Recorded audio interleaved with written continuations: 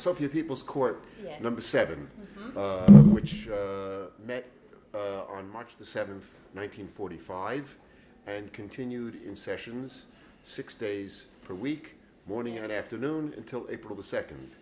This was the first Holocaust trial in history, and it is a tremendous repository of information. We have not only the trial testimony as spoken in court, there are also the documents that were submitted to support the testimony, the pre-trial depositions submitted by many of the witnesses, and it was from this that the prosecutors developed their line of questions.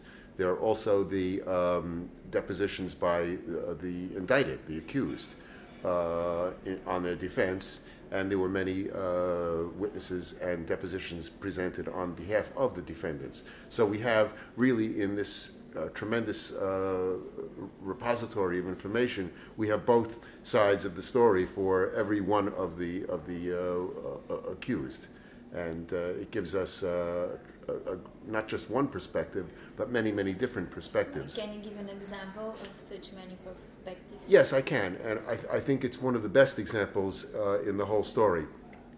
We can talk about the career in 1943 of the civil engineer who was building the road from Sofia to Plovdiv, in particular the segment of the highway near the city of Ikhtiman.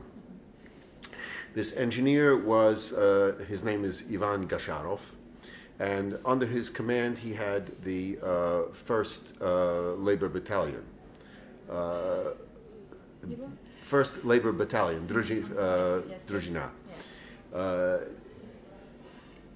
In the trial testimony, many of the Jewish veterans testified that Engineer Gasharov had mistreated them, that he was brutal, that he threatened them with deportation. They called him a fascist.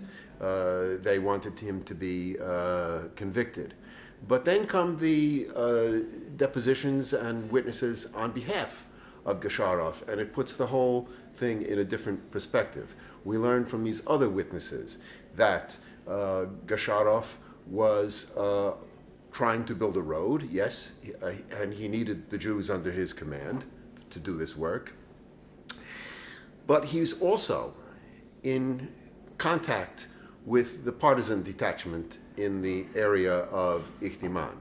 So he's not only feeding the Jews, he's also allowing some of the rations, some of their food to go to the partisans. He's not only building this road, he's allowing the partisans to use the vehicles, the trucks, for this work unit. So he's in a difficult position. He's playing both sides. He has to please the government, but on the other hand, he knows that the big changes are coming very soon, and his personal sympathies seem to be with the partisans. So we are not terribly surprised that among the trial documents are letters from the Otechestven Front Committee in Ikhtiman saying that Engineer Gasharov is definitely not a fascist, that he's a supporter of the United Front government, and that he should be freed. And we are not terribly surprised either that he is acquitted at this trial. So my point is that the situation is very, very complicated. There's not just two sides to the story. There are many, many different sides, and there are real pressures on each individual who is involved in this whole process. And it's when we look at these documents and read them very carefully that Would you say more words about how the communist authority is making things more difficult or more complicated? It's like how they interfere in all that matter. Well, it's remember that it's not merely the communists who are interfering. In March and April 1945, the Otechestven Front government was still very new. It's only in power for half a year. And it's a thin layer on top of the whole Bulgarian society. remember that the Bulgarian society had been under the regime of the Tsar for a much longer period of time. And it takes a long time to re-educate a public. That's one factor. Another factor is the war. Remember that the Bulgarian army was at the front, and the front is still an active front. The Bulgarian army is involved in Hungary alongside the Red Army against the Germans. And as we know, the Germans are very tough militarily. They stayed pretty tough until the very end of the war. These months of February and March at the front were not an easy time for the Bulgarian army. And so we are, again, not surprised that for some of the Bulgarian army officers who are on trial in Sofia, we get letters from the front, from generals, on behalf of those people who are accused. It's a wartime situation, and people cannot merely see things in terms of black and white. The army is needed at the front. It has to be loyal to the new government, and its loyalty might be a bit in question if the new government begins to convict and put in prison army officers. So in order to evaluate this trial historically, we must maybe look at the situation at that time. Remember, a war is still going on. So then how comes that the first trial is exactly in Bulgaria? Why not somewhere else? The first trial seems to take place in Bulgaria because it is the initiative of the Еврейски комитет на Отечествен фронт, the Jewish committee of the Fatherland Front, which insisted on bringing these persons to trial. But the Jewish committee is certainly not the only factor dominating the Fatherland Front. The Fatherland Front is a body that is supposed to represent the entire country, and as such, there are other considerations involved. There's not only power considerations involved, there are also ideological considerations. Remember, at this time, the Soviet line is changing as well. It's at this very time that the Soviet Jewish writer Ilya Ehrenberg is being scolded.